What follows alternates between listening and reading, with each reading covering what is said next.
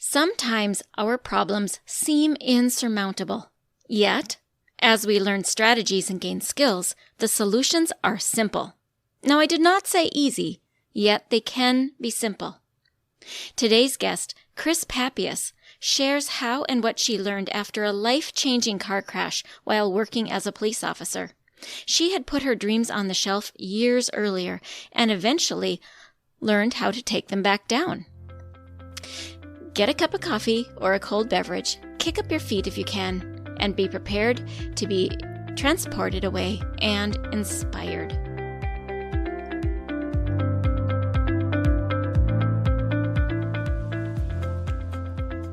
Does your child have a speech-language delay and you really want them to talk? Do difficult behaviors derail home life and you know the frustration is a communication struggle? Does your child see a speech therapist and you wonder, what do they do and how can I help? If these or similar questions are in your mind, this podcast is for you. Hello, my name is Dinalynn Rosenbusch. I am a speech-language pathologist that has worked with children from birth to 21 for 3 decades. And in my classrooms, I see you wanting to connect with the heart of your child, but their speech and language skills create a barrier. So if you have a kiddo that has difficult behaviors, needs to expand their language or learn to say speech sounds, and maybe even receives speech therapy, stay tuned. Because in this podcast, you will learn how to use your daily life as a tool to communication practice and how to do that practice. You will become confident knowing you are making the difference you want to make. And you will hear success stories of parents who have navigated these struggles already. We'll do this all while focusing on building deep, meaningful connection and confidence in your kiddo. So grab a cup of coffee along with a notebook and pen. It's time to speak in the way your child's brain understands. And that is the language of play.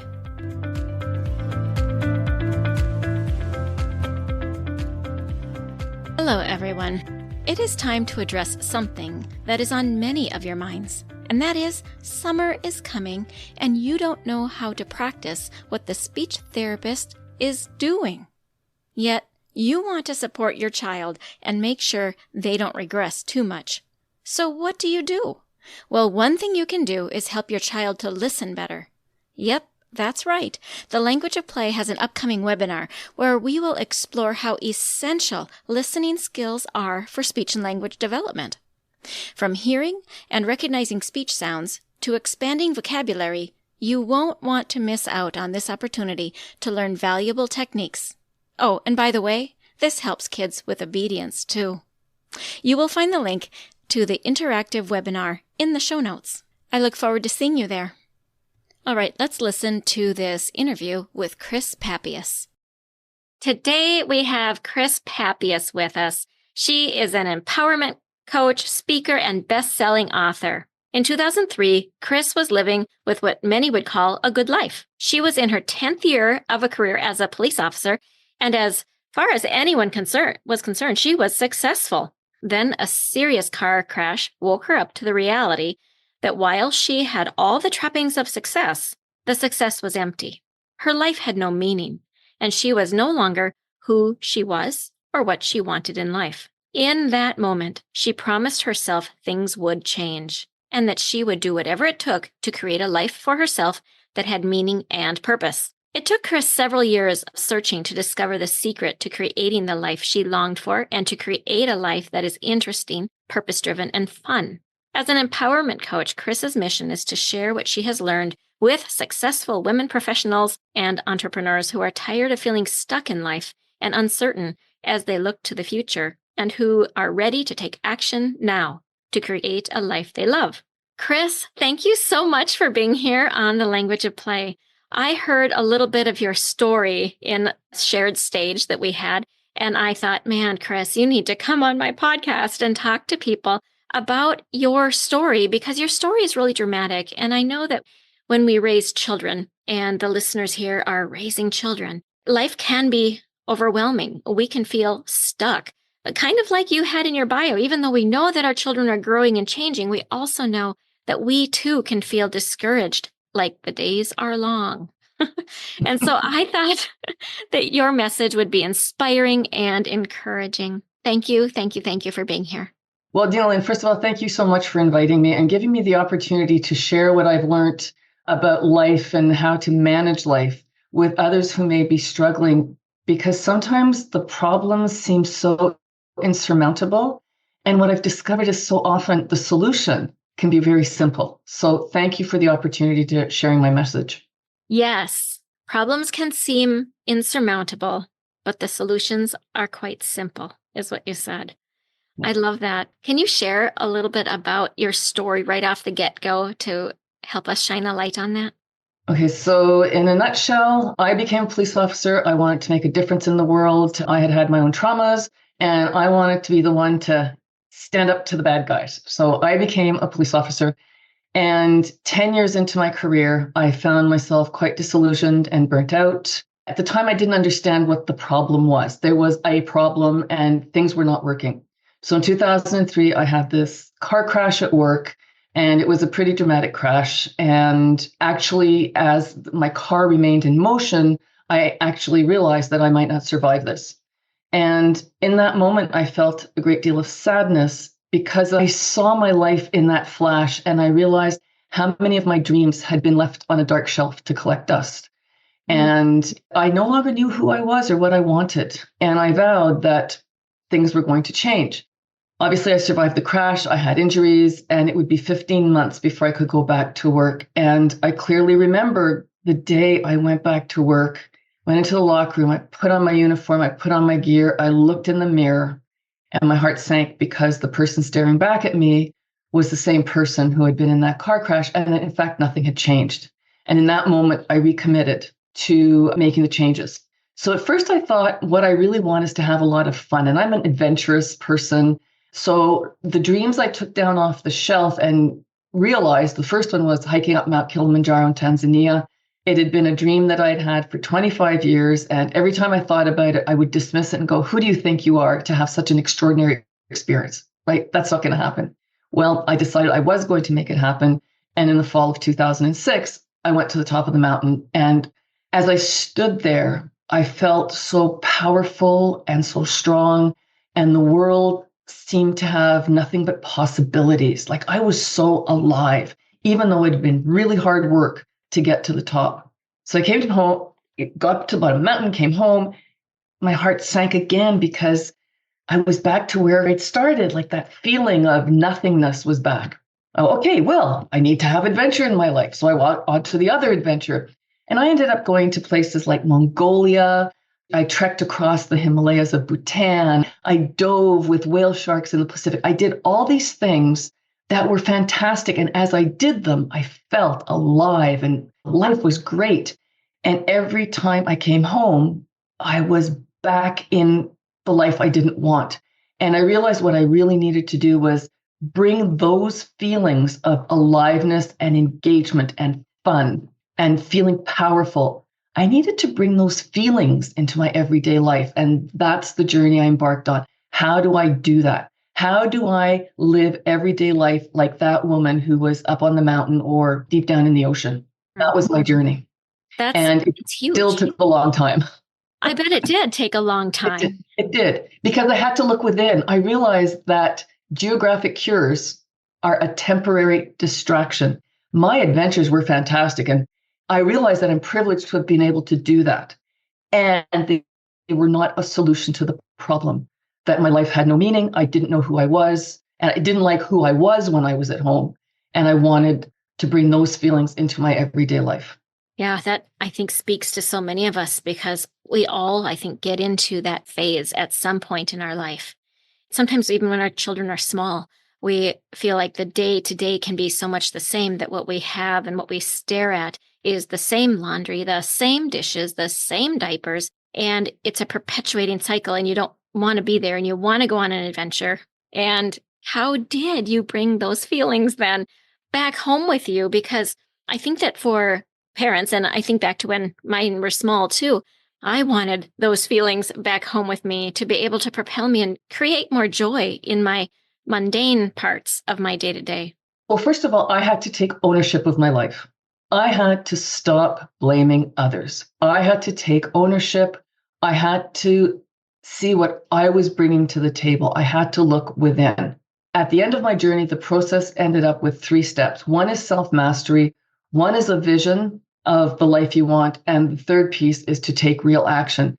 So what do I mean about self-mastery? Self-mastery means knowing yourself so well, your good sides, the not so good sides, your strengths, your weaknesses, embracing all of that to the point where you can choose how you think, feel, and act at any given moment in time. That's no small task either, especially when we're faced with what we don't like about ourselves. Oh, yes. So I will give you a quick example. And you and I just shared that at the very beginning here before we got on air. As last week, something happened that was such a trigger. I was so angry. And in that moment, I remembered that when I'm angry, I can't problem solve. It's not I had to diffuse the anger to actually look at the cause, look at the problem.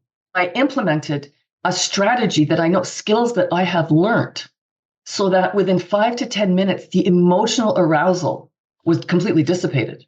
That's amazing. Truly, I was calm again, and I was able to do some critical thinking, which means what is the problem and how do I solve the problem? And lo and behold, the universe opened up and a solution presented itself. Now, I wouldn't have been open to that when I was caught up in the emotions. And I think the same thing applies when you are facing a challenge in that moment with your child and the emotions take over. Humans are absolutely emotion driven. Can't get away from that. We have an emotion and we act to that emotion. We're not reacting to what is happening. We like to think we are. Yes, we do. And we are reacting in a way that is so ingrained and emotion driven. It's the emotion that's driving the bus. It's not what we are seeing in front of us or what we are experiencing. We are reacting to the emotions that are triggered by our expectations and how we think we should be, how the world should be. All of this is learned stuff. It's stuff that starts getting laid down in our brains from the moment we take our first breath. And in order to pivot and get off that track, that automatic track, we need to shine light on what it is that we believe, what is it that's really important to us, what is it that we want to achieve. And when we're clear on that, when we neutralize the emotions and we can get clear again on what it is that I want to accomplish here, what do I want out of life, whatever, that's when you can start implementing a plan to get what you want. Whether it is to get your child to do what you want them to do, whether it's to get my client to do what I think they would serve them better, someone I work for, it doesn't matter, the cashier at the store. We have more control than we actually think. So what I'm hearing is this emotional mastery is the foundational first piece of what it is you teach. Is that right? I think emotional mastery, I don't think it's not a linear progression, because I can ask someone, what is it you want here? And they can actually recite what they think they should want. But then I challenge that and it's, why do you want that? And then we get back to what the root cause is. What is really at play here? And when you know what it is, am I trying to meet somebody, stand up to somebody's expectations, or is it really what my heart wants? So are you talking about like the internal voices that so often happen within us that drive us to react and to get triggered and all those programs that we have from early childhood, and then that subconscious teaching that we receive from our mom and dad? Like, we grew up and think, I'm not going to parent in this regard and I am going to parent in that regard, but it doesn't always happen that way because there's other things underneath that just drive us. Is that what you mean? Absolutely. It's like, I use my computer. As long as Word types the letters that I want, I don't care about what the programs running behind it are doing, right? The programs are actually driving the outcome. And it's the same thing with our brains, is that there are unconscious programs at play. That makes and a lot of all sense. we know is how we feel. All we know is how we feel. And if we don't feel good, we want to get rid of that feeling. I mean, so often, especially I think for me anyway, the younger I've been, the more I blame others for those feelings that I have on the inside. And as I've gotten older and done more of this work, I've realized, oh, I'm in charge of my feelings. But I think that when my kids were real small, I had no idea of these concepts and how true they are. What we have to do is find a scratch for the itch. And when we find the scratch, we realize, oh, wait a minute, it's got to do with how my brain works. My family had issues, and I took on baggage from my parents. They weren't bad people. They were simply teaching me and reacting to me in the ways that they were taught. And they never were able to say, hey, wait a minute, I have a choice. Nobody ever showed them that they had a choice. Right. I am very lucky that I live in a world where I can open myself up to other perspectives and realize, wait a minute, I do have a choice. I don't have to repeat what I experienced. It's not a blame game. It's not a judgment game. In fact, learning what I have made peace with people in my life, from my family, who have hurt me physically, emotionally, all that stuff. It allows for forgiveness. That's what I believe. And that's so beautiful, so necessary, so needed, yes. So huge. I think that you talked a lot about self-mastery. And for me, I think that it's really foundational for people to understand. And I know that in parenting, it is a foundational piece of when we can do better for ourselves and for our children. And we can raise our children to be able to have this understanding of themselves from very early on. You also mentioned vision and taking real action. Can you briefly tell us what those are? So the way I work with a client is we get to the fundamentals. What are your real values? And what is your purpose in life? What is the impact you want to have on the world? What do you want people to say about you at your funeral? I mean, honestly, that's what it boils down to. And then we look at all their aspects of life. And I ask them, what would your career look like if it were in alignment with your values and your purpose? What do your relationships look like when they are in alignment with your values and your purpose? And what does your relationship with yourself look like when it's in alignment with your values and purpose? To me, the core of everything is values and purpose. And as long as you honor those in any instance, whether you're choosing color paint for your walls, to dealing with your children, to choosing your car, if you honor those values and purpose, then you are on solid ground. No one can shake you. As long as you're trying to meet the expectations of others, you're setting yourself up for failure, because no two people will have the same expectation in all areas. Right. And that can be husband and wife. Crazy making. It's crazy making. Yeah. So when you're thinking of your children, how do you want your children to remember you? Do I have time for a little short story? Okay. Yes. Okay. So back in the day, I was working. I caught a speeder. He was doing crazy things in his car, and it turned out to be a minor, a young kid, goofing off in mom and dad's cars. And my policy was, it's not your car. I called the registered owner, called the parents. Parents came down. It was like 1 or 2 o'clock in the morning. Dad gets out of the car and he is in a rage. And I'm thinking, oh my goodness, I'm about to witness an assault. This man's about to assault his son. And I pulled him aside. And in that moment, I just thought, no, the pattern has to change. And I shared with him that my memories of my father are of a very angry man. And it impacted our relationship for his entire life, until he died. Mm-hmm. And I said to him, how do you want your son to remember you? Do you want your son to think of you as an angry man? Or do you want your son to think of you as a forgiving man who can teach you how to deal with mistakes? That's so powerful. I just got goosebumps. That is so powerful. His demeanor changed. The boy drove home with mom. He drove home on his own. I suspect there was a lot of thinking going on. I don't know what the outcome was. But in that one moment when I asked him to think, how do you want your son to remember you? That changed things. Yeah. Yeah. Wow. I think on that note, those words is a beautiful place to close. How do we want our children to remember us? Thank you. Everything you said, I think, lands right there, doesn't it? Yeah. And we have a choice. If we are struggling, our kids see that. And we don't have to be perfect. Parents do not have to be perfect. Even embracing our imperfection openly and honestly is being a role model for our kids and breaking the pattern. Yes. We don't want to raise people who think they have to be perfect. Perfectionism is not a gift. Perfectionism is a curse. We don't want our children to adopt that. Right. Absolutely. Normally I ask a little more questions here, and I'm just like thinking about what you've said. So I'm imagining that our listeners are also just really processing what it is that you're saying. So listeners, if you need to listen to this a second time, like I might, this is really, really good stuff. You've hit the head on the nail on so many different topics, and it's really, really valuable for us to hear. Good. If it helps one person in one moment in time with one experience with their child, then I've lived my purpose. Beautiful. Thank you again for being here. And if anyone wants to contact you, where would you prefer them to contact you? Email is great. It's kryspappius@gmail.com.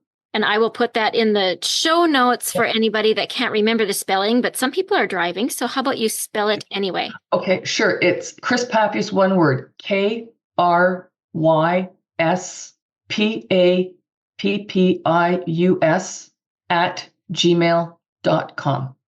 Perfect. And I will have her other contact information in the show notes, listeners, in case you also want to get a hold of her directly yourself. She is an amazing woman with an amazing story and an amazing program. Thank you. Have a wonderful day, Krys. Thank you so much. I really appreciate the opportunity to be here. You're welcome. As a reminder, listeners, you can find a link to the interactive webinar on listening in the show notes. Hey parents, I hope you found this episode helpful. If so, would you please take 30 seconds and share it with a friend who also lives or works with children? I would really appreciate it if you would leave a quick review for the show on Apple Podcasts. I read every review, and it lights me up to know that this show is making a difference. Then come join my Facebook community, where you'll meet other parents who are dedicated to helping their children grow too. You'll find the link in the show notes. Thank you for joining me. Now it's time to go. Let's pop our kiddos in the strollers and go look around outdoors and see what we have to talk about.